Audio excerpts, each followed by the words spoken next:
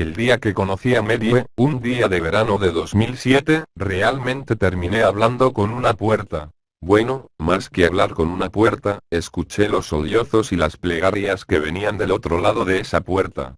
Hablé con Terence, el esposo de Mary, durante 15 largos años. Mary aceptó verme porque a mi edad era imposible que trabajara para algún periódico y en realidad, yo no parecía otra cosa que un estudiante obsesionado con algunos temas, ocupado en su carrera y, si todo salía de acuerdo al plan, esperanzado en escribir algunas piezas de ficción, en algún momento. Y eso era todo lo que yo era. Obtuve la dirección de su casa y acordé visitarlos en un fin de semana en el que yo estaría en Chicago visitando a una tía. Terence me recibió, Mary se había encerrado en su habitación. Acampamos junto a la puerta durante media hora. Terence intentó calmarla, convencerla de que saliera, pero fue inútil. Me entretuve tomando notas desde el banquillo en el que el marido me instaló. No quise dar la entrevista por perdida y traté de escuchar la discusión, captar algún dato. No logré entender mucho de lo que Mary dijo, estaba histérica y no paraba de repetir algunas cosas sobre sus pesadillas. Tras varios intentos, Terence tiró la toalla y se disculpó conmigo. Abandoné la casa un tanto desanimado, pero logré convencerme de que aquello no era para tanto, después de todo, esto era un pasatiempo y nada más. Además, si Mary nunca lograba salir de su cuarto, tenía que haber alguien más. Mary era la administradora de un pequeño foro electrónico de anuncios, un BBS, con base en Chicago, en 1992, cuando tropezó con Smile.jpg y su vida cambió para siempre. Tenía apenas 5 meses de casada cuando pasó a formar parte de los 400 usuarios que, se estima, abrieron el hipervínculo. Ella, sin embargo, es la única que ha hablado abiertamente sobre la experiencia. El resto han permanecido en el anonimato o quizá han muerto. Fue en 2005, cuando apenas cursaba la preparatoria, que Smile.jpg atrajo mi atención por mi creciente interés en los fenómenos surgidos en Internet. Mary solía ser la víctima que se citaba para darle credibilidad a un fenómeno que también llegó a denominarse como Smile.doc. Lo que más me atraía era el absoluto silencio en Internet sobre la cuestión, la gente familiarizada con los rumores y dispuesta a hablar sobre ellos los consideraba apenas un hoax, pues incluso dedicando algunas horas a la tarea, es imposible encontrar la imagen. Ciertamente, existen muchas fotos manipuladas con la finalidad de hacerse pasar por la original y es eso lo que uno va a encontrar en los primeros intentos con cualquier buscador. A la imagen original se le atribuyen efectos colaterales muy significativos: ansiedad aguda, delirio y en algunos casos, epilepsia. Creo que ese es el principal motivo de que el archivo sea apenas una sombra, un fantasma que suele mencionarse de vez en cuando. La censura del tópico se apoya en el escepticismo o en el miedo. Ni Smile.jpg ni Smile.doc son mencionados en Wikipedia, aunque virales más escandalosos como Godsello.jpg o 2GIRLS1Cube cuentan con su propia entrada. Asimismo, cualquier intento de subir una contribución referente a Smile.jpg es sistemáticamente eliminada por cualquiera de los múltiples administradores de la enciclopedia en línea. Al parecer, ya se hablaba de Smile.jpg en los remotos tiempos de Usenet, e incluso existe una historia muy persistente sobre un hacker que en 2002, inundó los foros de sátira y humor de Something Awful con la imagen, volviendo epilépticos a casi la mitad de su público. Se cuenta también, que para finales de la década de los 90, una cadena circuló vía email con el asunto: "Sonríe, Dios te ama". Sin importar los altos márgenes de exposición que estos eventos supondrían, pocas personas admiten haber tenido contacto con el archivo y hasta ahora, ninguna página o vínculo convincente ha sido descubierto. Aquellos que claman haber visto Smile.jpg suelen alardear agregando que en el momento en que lo vieron estaban muy ocupados como para guardar una copia en su disco duro. De cualquier modo, las descripciones de las presumibles víctimas suelen tener algunos puntos de coincidencia. Un perro cuando se especifica su raza, un husky siberiano, iluminado por el flash de la cámara en una habitación en penumbras. El único detalle que se distingue en la imagen es una mano que surge desde la penumbra y usualmente, no parece hacer nada más que posar, hacia el margen izquierdo. Por supuesto, el enfoque de la imagen es el perro o la criatura similar a un perro, como también suelen llamarlo. El animal muestra una par de filas de enormes, blancos y afilados dientes, con un gesto que casi parece humano. Se suele agregar que la imagen se ha quedado dentro de la cabeza del espectador y que conforme se repite, vuelve en momentos de distracción durante el día, esta va envolviendo la mente, hasta el punto en el que la imposibilidad de pensar en otra cosa se confunde con la sensación de no poder mirar hacia otra parte y la imagen comienza a despertar impresiones en los otros sentidos. Estos, por llamarlos así, episodios, parecen estar relacionados con los diagnósticos de epilepsia y también con la aparición de pesadillas, nítidas y paulatinamente más inquietantes. Después de que la condición empeora, el testigo suele terminar medicado y esto, al menos en algunos casos, suele mitigar el proceso. Supongo que el tratamiento que Mary tomaba, no fue parte de esos casos. Después de regresar de Chicago, me dediqué a enviar mensajes de solicitud a varios grupos de noticias, foros, sitios y listas de correo, esperando encontrar el nombre de algún supuesto testigo de Smile.jpg que sintiese la necesidad de dar su testimonio. Pasó demasiado tiempo sin ninguna respuesta y en algún momento, mi curiosidad comenzó a apagarse. Me encontraba camino a exámenes finales. Mary me envió un mail, a principios de marzo de 2008, para jml@com, de nerma@net. Asunto: la entrevista del año pasado. Todavía tengo mucha vergüenza por el modo como te traté cuando me visitaste.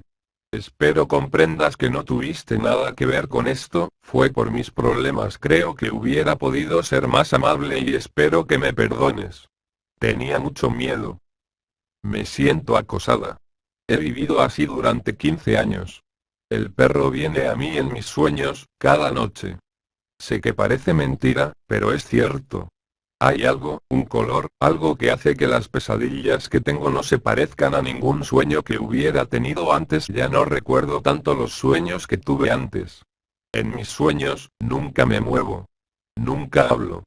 Simplemente estoy mirando la escena de esa foto horrible, veo la mano, veo el perro y el perro habla. He pensado qué hacer durante mucho tiempo, he tenido mucho tiempo para pensarlo.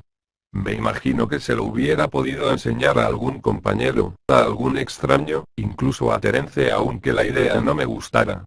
Cada noche durante 15 años, Smile.dog ha venido a mis sueños y me ha exigido que difunda la palabra y entonces, si el perro cumple con su palabra, me dejará en paz. Lo que me detiene es pensar en lo que haría si me miente y si no la cumple. Y si todo se pone peor después de que lo obedezca, entonces ¿qué? Así que nunca le he hecho caso. Durante 15 años mantuve el disquete escondido entre mis cosas. Todas las noches viene y me exige que difunda su palabra. Pero yo he aguantado. Muchos de mis amigos del foro, los que vieron el archivo, dejaron de postear y luego se mataron. Otros simplemente desaparecieron y no supe más de ellos. Son los que más me preocupan. ¿Qué decidieron? ¿Le hicieron caso? Perdóname, pero cuando hablaste con mi esposo y acordaron una cita, yo sentía que al fin me iba a volver loca. Había decidido darte el disquete. Ya no me importaba si el perro estaba mintiendo o no, quería que todo terminara, como fuera. Tú eres un extraño, alguien de quien no tengo idea de su vida y con la que no me siento obligada a nada. Por eso pensé que sería más fácil dártelo para tu investigación y que no me importara que fuera a pasar contigo. Pero antes de que llegaras me vi en el espejo y me di cuenta de lo que estaba haciendo. Estaba a punto de arruinar tu vida para siempre. No pude soportarlo, todavía no puedo. Tengo mucha vergüenza de lo que estuve a punto de hacerte y todo lo que espero es que esta advertencia haga que recapacites y dejes de buscar el archivo. Porque puede que te encuentres con alguien más débil o más inconsciente y no dude en obedecer sus palabras. Las palabras. Todavía estás a tiempo de detenerte. Sinceramente, Mary. Terence me llamó unos días después, estaba en la ciudad y quería verme, lo cité en un café. Mary se había suicidado. Después de cremarla, había decidido revisar sus cosas, sus cuentas de correo y su ordenador. Fue hasta que me contó que había dado con el email que su esposa me mandó, que me di cuenta del verdadero estado en el que se encontraba. Era poco lo que quedaba del carácter afable y seguro con el que me había encontrado el año pasado. Me pidió que hiciera caso de lo que su esposa me había advertido. Había encontrado el disquete, etiquetado simplemente como DOG, en una estantería, en medio de un libro. Lo había roto y le había prendido fuego hasta volverlo nada más que un pedazo de plástico negro y retorcido. Silvó, me dijo. Noté su rostro palidecer mientras intentaba tragar saliva y luchaba por explicarme, por encontrar las palabras correctas para explicarme la cosa. Silbó, la cosa. Trató de disimular el tono de su voz, el temblor de sus manos, dándole un trago a su taza de café. La cosa huyó cuando se estaba quemando. Noté el cambio en su cara, conforme se daba cuenta de lo que me estaba diciendo, como si fuera un animal vivo. Me conmovió, quizá demasiado. Tengo que admitir que no supe cómo manejar mi encuentro con Terence. Si esto era una broma, era una muy buena. Pensaba, para calmarme, que todo era un engaño. Parecían una pareja seria, pero quién sabe, quizá solo se habían estado divirtiendo. Luego encontré el obituario de Mary e incluso, encontré una pequeña nota que cubría su muerte en la sección policíaca de un tabloide de Chicago. Estaba muerta, al parecer, aunque ni la nota ni el obituario decían nada acerca de un suicidio. Decidí abandonar definitivamente mi pasatiempo, sobre todo porque estaba por finalizar el semestre y tenía que concentrarme en los exámenes. El mundo tiene formas extrañas de ponernos a prueba. Casi después de un año completo de que viera al esposo de Mary, recibí otro mail. Para jml@com. Del Zair82@com. Hola. Encontré tu correo electrónico en una lista de correo. Tu perfil decía que estabas buscando a Smiledog. Yo la vi y no es tan mala como todo el mundo dice. La adjunto. Hay que difundir la palabra palabras. La verdadera imagen no la pondré, no sé si sea la verdadera imagen. El fin del mensaje todavía me da escalofríos. Mi cliente de mail mostraba un archivo adjunto. Su nombre, como era de esperarse, era smile.jpg. Consideré si bajarlo o no. Era muy probable que fuese falso, todo lo que había pasado no volvía más probable otro resultado. Además, aún no estaba completamente convencido de los dichosos poderes de un simple fichero. El caso de Mary me había sacudido, claro, pero no era una paciente psiquiátrica de cualquier forma. Además, ¿cómo es que una simple imagen podría hacer lo que se supone que ésta hace? ¿Qué clase de criatura es capaz de romper la mente de un ser humano usando como único medio sus ojos? Por otro lado, no todo podía ser una mentira, algo tenía que existir del otro lado de la leyenda. Si descargaba la imagen, si la miraba, si al final de todo resultaba que Mary se encontraba en lo correcto, si Smile.dog venía a mí en mis sueños a exigirme que difundiera su palabra palabras, ¿qué haría entonces? Viviría como lo hizo Mary, luchando con todas mis fuerzas durante el resto de mi vida, para no rendirme ante las órdenes de la criatura, hasta finalmente sucumbir a mi propia muerte o mi propia locura. ¿Y si elegía el otro camino, a quién le cargaría algo como esto? En mi intención original, que era escribir un artículo corto sobre Smile.jpg, había pensado que podía anexar la imagen como evidencia, pero en esos momentos no esperaba que cualquiera que leyera el artículo, cualquier interesado, terminara afectado.